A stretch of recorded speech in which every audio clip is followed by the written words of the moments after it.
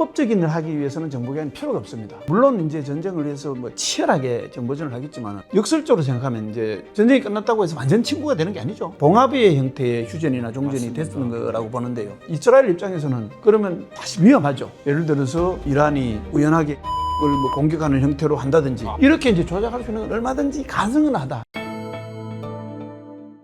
네, 30년 국정원 정보맨 최성준 교수님 모셨습니다. 안녕하십니까? 안녕하십니까? 네, 저희 채널 처음이신데요. 간단하게 소개 좀 해주십시오. 저는 현재 이제 서울 성북구에 있는 서경대학교 네. 장교 양성하는 학과입니다. 그 역사 오래된 학교 아닙니까? 원래 이제 국제대학에서 출발을 네. 해서요. 서경대로 이름을 바꾸다 보니까 네임밸류가 조금 잘 안 알려져서 제가 꼭 이제 서울 성북구에 있는 그렇죠. 서경대학교 이제 장교 양성하는 학과 군사학과에 있는 최성준 교수입니다.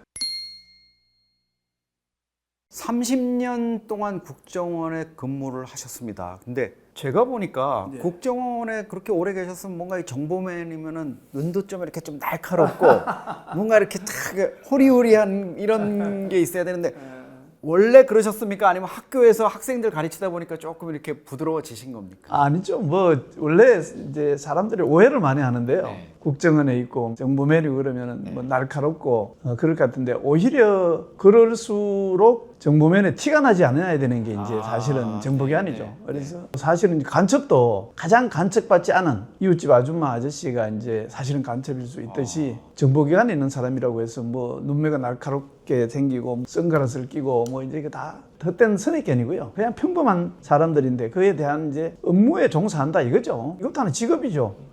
뭐 저도 뭐 여러 가지 직업 중에 하나를 이제 선택해서 하고 있다. 이렇게 보시면 됩니다. 직업인데 너무 좋은 직업 아닙니까? 요즘은 특히 아니 별로 안 좋습니다. 요즘은 그런데 젊은 세대들한테는 정보기관 또 특히 해외 파트 이런 데 근무하는 거 되게 선호하더라고요. 이게 굴곡이 있었죠. 네. 이제 원래 중앙정보부에서 출발을 했고, 그렇죠. 그 다음에 이제 안기부를 거쳐서 이제 국정원으로 이름이 몇 번 바뀌었고요. 그 다음에 이제 활동의 어떤 그런 방향이랄까 그런 것도 조금씩 이제 시대에 따라서 차이가 있었다 이렇게 보면 되는데요. 원래 세계 어느 나라든지 정보기관은 다 있습니다. 있는데 그 나라마다 출발하는 어떤 그런 그 기본이라든지 아니면 그 성격이라든지 조금씩 차이가 있습니다. 어떤 부분에서 보면은 이제 과거에 보면 뭐 소련 시절에 이제 착화 같은 비밀 경찰 이런 것도 이제 사실은 정보기관이죠. 정보기관인데 그러다 보니까 국정원 얘기로 다시 돌아오면은 원래는 이제 국정원이 5.16 군사정변 이후에 조금 더 이제 노골적으로 얘기한다면은 그 당시에 정통성이 취약한 군사 정권을 조금 뒤에서 뒷받쳐주는 이런 역할이 이제 처음에 주어졌죠.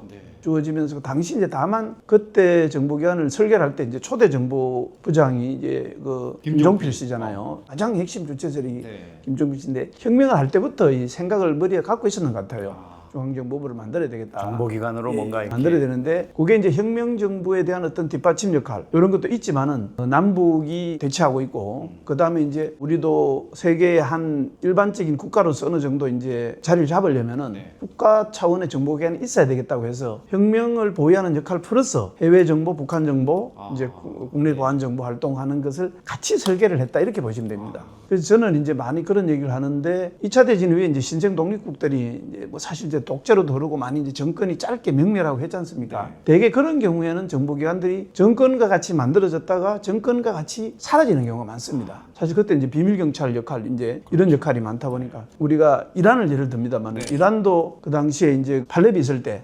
비밀경찰이 있었거든요.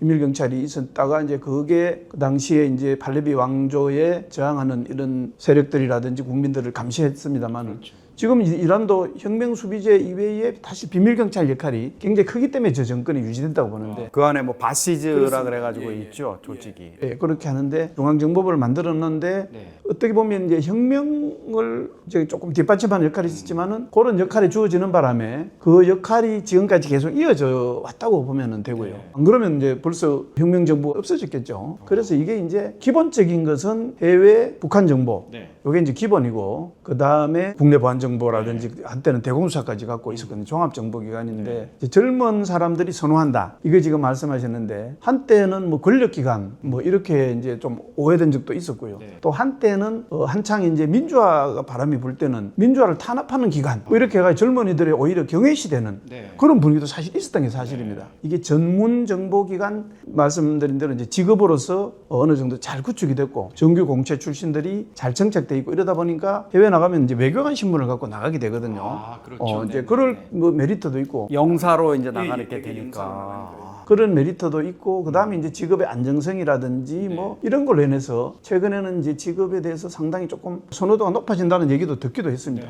그래서 뭐 쉽게 말하면 이제 대학을 뭐 편을 가르면 그렇습니다만 이제 인류대 출신들이 많이 몰려오고 실제로 미국 CIA 같은 경우는 거의 아이비리그 출신들이 채우거든요. 예, 그래서 그런 점이 있다 이렇게 생각하시면 되겠습니다. 최성준 교수님이 책을 여러 권 쓰셨습니다. 근데 그 중에서 제가 제일 눈길을 끈 건 스파이 세계와 영화, 역사를 바꾼 스파이 이야기 이건데 여기에 보니까 스파이는 무속인과 매춘부와 함께 가장 오래된 직업이다 이러면서 그 정보기관의 일탈은 빙산의 일각이다 이렇게 하셨어요. 이거 최고의 30년 근무하면서 일탈은 어떤 거였습니까? 정보기관의 일탈이라는 것을 이제 뭐냐 하면은요. 정보기관이라는 게 중앙정보부 이제 안기부 국정을 할 때 많은 이제 우여곡절이 있었죠. 뭐 실제 뭐 정치 개입에 이제 있었고 뭐 무슨 인권 유린의 오해도 받았고 뭐 그런 것들이 어떻게 보면 이제 일탈이라고도 할 수 있고요. 그런데 이제 실제로 그 보이지 않는 부분에서 엄청난 이제 역할을 했고 이거를 드러낼 수가 없습니다. 그래서 제가 이제 후배들한테 항상 그런 얘기를 하는데 이 정보기관에 특히 이제 국정원에 있는 직원들은 자랑도 할 수 없고 변명도 할 수 없다. 이 두 가지 얘기를 합니다. 이제 그거하고 빙산의 일각하고 연결되는 얘기인데요. 우선은 변명을 할 수 없다는 게 되게 일탈입니다. 일을 하다 보면 이제 삑사리가 나죠. 비합법적인 일을 할 수도 있고 이런 거죠. 그게 그 정보기관이 합법적인 일을 하기 위해서는 정보기관이 필요가 없습니다. 사실 생각하면은. 그렇죠. 네. 예, 정보기관은 왜 필요합니까? 외교하거나 군사 외교하거나 해서 필요가 없습니다. 거니까. 필요가 없는데 이제 저는 그것을 한목적적인 활동이라고 얘기를 하는데요. 제가 어느 신문에 이제 한목적적이라고 칼럼을 썼더니 국어학자한테 물어보니까 한목적적이라는 얘기가 없더라. 이렇게 결국은 제가 이제 바꿨는데 한목적적이라는 게 목적이 정당하고 그 다음에 국가를 위한 일이라면은 비록 불법이라도 해야 된다. 그게 이제 우리가 불법이라는 게 우리 국내법을 어기는 게 아니고요. 대개 이제 해외나 적성국에서 활동을 하지 않습니까? 그럼 그 나라의 실정법을 어겨가면서라도 비밀리에 활동을 해서 목적을 얻는 게 이제 우리 국익이 우선이니까. 그렇습니다. 예, 국가 안보에 국이 된다면은 그러다 보면은 이제 일탈이 생기죠. 어떻게 보면은 외국에서 발각되는 경우도 있고요. 그러면 이제 이 정보기관이 그거밖에 못하느냐 이렇게 온갖 이제 동네 창피를 당하는데 그게 이제 변명을 할 수 없답니다. 그 자체가 만약에 우리가 인정을 하고 이렇게 해서 이런 경로를 통해서 잘못했다 이렇게 하면 그 나라의 국법 질서를 침해하는 거잖아요. 그럼 외교적으로 엄청난 문제가 생깁니다. 그래서 일단은 입 닫는 방법이 없습니다. 무조건 잘못했다. 아니면 말을 안 하죠. NCND죠. 물론 그런 게 오해가 생기는 부분 나중에 이제 외교적으로 풀기도 하고요. 아니면 영원히 묻히기도 하고요. 이렇게 하는데 그 다음에 이제 자랑도 할 수 없다는 얘기는 나머지 이제 빙산의 그 밑에 수많은 우리 이제 국가 안보를 위해서 국익을 위해서 일하는 거 이거는 영원히 묻힙니다. 왜 그러냐면 사실은 그 자체가 국익을 위해서 했지만은 다른 나라에는 불법적이고 합법적이지 못한 일이기 때문에 영원히 묻힐 수밖에 없다. 그래서 제가 그런 표현을 썼다. 이렇게 생각하시면 됩니다. 지금부터 본격적으로 한번 이 첩보전의 세계로 저희가 들어가 보도록 하겠습니다. 가장 뭐 최근의 사례지만 미국하고 이란 전쟁, 거기에 또 이스라엘이 이제 중요한 역할을 했는데요. 2월 28일 날 알리 하메네이와 지도부를 제거하고 참수하는 게 모사드의 뭐 정보였다. 또 CIA하고 합작이 됐다. 오랜 기간 정말 공을 들여가지고 이런 작전을 성공했다. 이렇게 얘기가 나오는데 이란하고 미국하고 종전이 돼도 정보기관들은 계속 움직이는 거예요. 당연하죠. 이제 원래 정보기관의 활동이 가장 활발했던 시기가 뭐냐면 냉전 시기입니다. 그렇죠. 왜 그러냐면 냉전 시기는 실제로 전쟁이 없고 물 밑에서 전쟁을 한 게 냉전이잖아요. 그래서 냉전은 사실은 첩보전이라고 보면 됩니다. 그 대변인 되는 게 이제 바로 CIA와 KGB의 싸움이죠. 그래서 오히려 전쟁 기간에는 물론 이제 전쟁을 위해서 뭐 치열하게 정보전을 하겠지만은 역설적으로 생각하면 이제 전쟁이 끝나고 전쟁이 끝났다고 해서 완전 친구가 되는 게 아니죠. 뭐 영원히 아직까지 해결될 수 없는 이란이 뭐 친미 정권이 들어서지 않는 한 친미 정권이 들어서더라도 마찬가지일 텐데 지금은 잠정적인 휴전을 볼 텐데 그럼 더욱더 치열한 정보전 첩보전이 저는 전개되리라 이렇게 봅니다. 근데 그 알렘 하메네이 제거할 때 보면은 뭐 그 얘기 있었지 않습니까? 테헤란 시내에 교통단속 카메라까지 다 해킹을 해가지고 오랜 기간 누적된 정보 그거를 또 빅데이터를 AI로 이렇게 분석을 해가지고 정확한 정보로 때렸다 이런 건데 모사드나 이런 데가 테헤란 그 상대로 해가지고 작전을 하면 거기는 어떻게 움직이는 거예요? 모사드 요원들이 실제로 들어가서 움직입니까? 정보는 데킨트라고 해가지고 기술 정보가 있고요. 그다음에 휴민트라고 해서 사람이 하는 정보가 있거든요. 지금 말씀하신 대로 이제 그 장비라든지 이런 거를 장악하거나 이런 건 데킨트라고 보면 됩니다. 테크니컬하게 보는 것들. 기술적으로. 그래서 그거는 상대방의 어떤 그런 교통신호 체계라든지 이런 걸 해킹을 해갖고 거기 들어가서 그걸 장악을 했다 이렇게 보시면 되겠고요. 근데 그거 갖고는 한계가 있습니다. 왜 그러냐면 우선은 아까 말씀하신 대로 이란의 수뇌부를 이제 정밀 타격을 했지 않습니까? 정밀 타격인데 이거는 이제 휴민트의 도움 없이는 불가능합니다. 그거는 어떻게 보면은 심지어는 이런 얘기까지 갔대요. 회의 장소를 뭐 바꾸기도 했다. 이런 얘기가 있는데 그것까지 알고 정밀 타격을 했다는 것은 이란의 수뇌부에 정말 핵심의 휴민트가 심어져 있다 이렇게 보면 되거든요. 이제 그러면 어떻게 심느냐 하는 건데 그런 부분에 있어서는 이제 CIA는 물론 세계 정보기관이기 때문에 뭐 당연히 이제 막강하지만은 이스라엘 같은 경우는 모사드가 사실 중동에 대한 어떤 그런 그 정보 역량은 CIA를 능가한다는 얘기가 있는데요. 그 휴민트는 이스라엘 사람들은 우선은 정보기관의 중요성을 누구보다도 잘 알고 있고요. 왜 그러냐면 2000년간 나라 없이 헤매다가 그 다음에 이제 나라를 세우는 과정에서 그 과정에서 이 모사드가 만들어졌고요. 거기서 또 나라를 세운 이후에 거대한 중동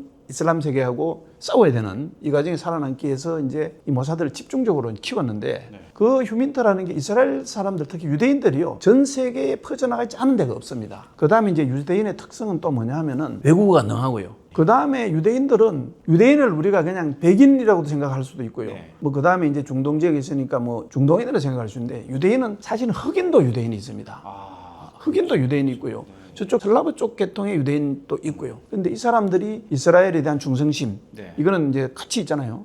그리고 어디든지 섞여 들어갈 수 있는 예를 들어서 과거에 이제 엘리 코헨인가 하는 그 유명한 전설적인 스파이가 있었는데요. 그건 시리아인으로 이제 완전히 세탁을 해갖고 시리아의 핵심 수뇌부로 들어가서 거기서 정보를 이제 빼내오거든요. 갑자기 그분 생각나네요. 무함마드 깐수. 완전히 우리 외국인인 줄 알고 깐수는 있었죠. 외국인이 아니고 원래 조선족입니다. 그렇죠. 조선족인데 이제 아랍에 정통한 사람입니다. 그래서 수염도 기르고 이렇게 해가지고 이제 북한에서 간첩 교육을 받고 우리나라에 침투를 해갖고 아랍인 이제 중동인 행세를 했죠. 중동 전문가로. 그러니까 그런 사람들이 이 모사드에는 많다 이거네요. 그죠? 수없이 많다. 해외 각국에 가서 그 나라 사람인 것처럼 활동할 수 있는. 수없이 많다 이렇게 생각하면 됩니다. 그래서 그런 사람들이 수뇌부까지 침투를 해갖고 수뇌부 침투라는 게 여러 가지 방법이 있겠죠. 뭐 돈으로 들어가는 방법도 있을 때고요. 여러 가지 이제 해가지고 침투를 해서 핵심적일 때 데킨터로 일부분 이제 그 장악을 하고 그 다음에 마지막 확인은 휴민트가 하고 이렇게 보시면 됩니다. 근데 그거 정말 저는 베네수엘라 마두로 대통령 체포할 때도요. 부부가 침실에서 자고 있는 거를 미군 특수부대가 가가지고 잡았다 이렇게 그냥 설명하는데 실제로 그 현실을 보면 대통령궁 우리 뭐 아파트 한 30평짜리 아파트 방 두세 개 있는 거면은 들어가서 두두둑 하지만 대통령궁이면은 야 위험하니까 오늘은 요쪽 방에서 자자 오늘은 뭐 어디서 이렇게 옮겨 다닐 수도 있지 않습니까? 그 특성상 그거를 정확히 그 방에 딱 들어가지고 문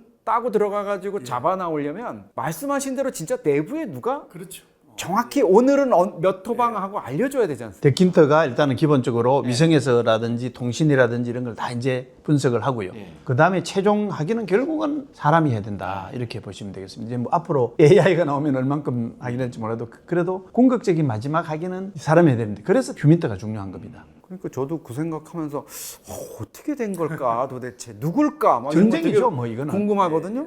왜냐하면 뭐 엉뚱한 방 막 따고 다니고 있으면은 야 안 되겠다 지하로 해가지고 도망가자 이렇게 되니까 정확히 들어가야 되는데 어쨌든 모사드도 이게 뭐 보통은 아니라고 생각이 됩니다. 근데 모사드가 만약에 미국하고 이란이 이렇게 지금 봉합이 됐는데 불만이 있어요 네탄야후가 그러면 어떤 뭐 술수를 써서라도 뭔가 또 분란을 일으킬 수 있는 이런 작전을 할 수도 있지 않습니까? 그걸 이제 보통 첩보 활동에서요.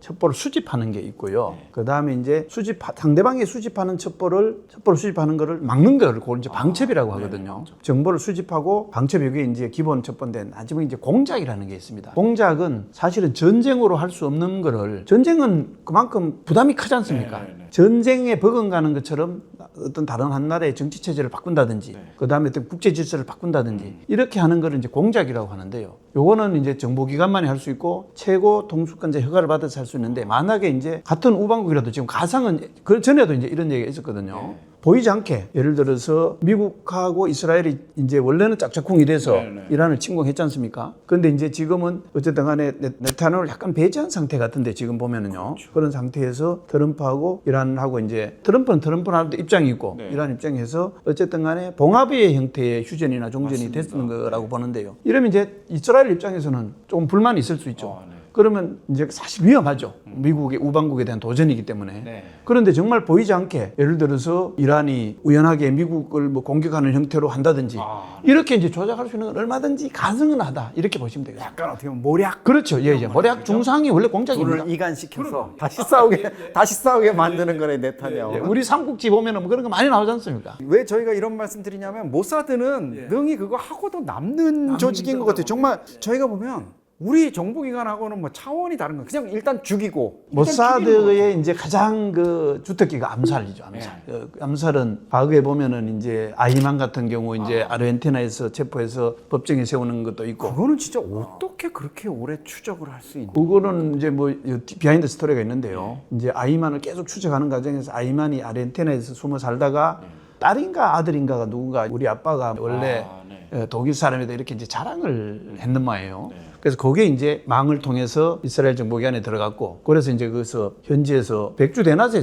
뭐 체포해가지고 술 먹여갖고 이제 비행기 태워갖고 와서 재판정에 세웠지 않습니까? 그 다음에 이제 과거에 뭐 신의 분노 작전이라고 그래가지고 미넨 올림픽 때 이스라엘 선수단이 검은 9월달에 테러 당했는 그거를 가담자를 하나하나 찾아내서 타겟들에서 다 죽이거든요. 그래서 이제 그런 거에서 유명한 데죠. 근데 그게 죽이는 거 보면 뭐 죽이는 것도 죽이는 거지만 어쨌든 죽인다는 것 자체가 우리 정보기관도 그런 거 느끼겠지만 해외에서 그런 작업을 한다는 거는 맞습니다. 그 나라 주권하고 정면 충돌돼서 잘못하면 큰 문제가 생기지 않습니까? 그런데 이제 뭐 역사적으로 다 있습니다. 그런데 이제 절대로 그걸 아직까지도 모사드의 작품이라는 것만 우리가 인식을 하지 한 번도 인정을 한 적은 없습니다. 인정을 한 적은 없고 우리가 암묵적으로 저건 분명히 모사드 지질 것이다 인정하는 것이고 아르헨티나 사건이라든지 그 다음에 엔테베 공항에서 뭐 이렇게 이스라엘 성계 구축하라는 이런 것도 이제 그거는 예를 들어 아이만을 데리고 온 거는 이스라엘 법정에서 이스라엘 했을 거다. 보고 그 다음에 엔테베 작전 같은 것도 결국은 이제 유대인을 구출했으니까 했는데 그렇게 해서 뒷거래로 또 막습니다. 어떤 형태로든 이거를 주든지 뭐 이렇게 해가지고 국가 간의 거래든 정보기관 간의 뒷거래를 통해서 막고 이렇게 하는 거죠. 그러니까 아이만 같은 경우에도 이제 그 수많은 수백만 명의 유대인을 가스실로 보내는 그런 주 책임자였으니까 우리가 끝까지 맞습니다. 20년, 30년이 걸려서라도 반드시 법정에 세운다. 어떻게 보면 저는 그런 거 좀 필요하지 않을까 이런 생각도 들긴 들거든요. 사실은 국가를 위해서 이제 당연히 해야 되는 일이죠. 그런데 이제 나라마다 이제 여건이 다르고 뭐 이런 것이 어떤 나라 정보기관이 그걸 해야 되고요. 우리도 어떤 형태로든 게 이제 저는 하고 있다고 생각을 하고요. 그 다음에 이제 해야 되는 게 맞다 이렇게 생각을 합니다. 우리도 하고 있다고. 든든합니다. 네.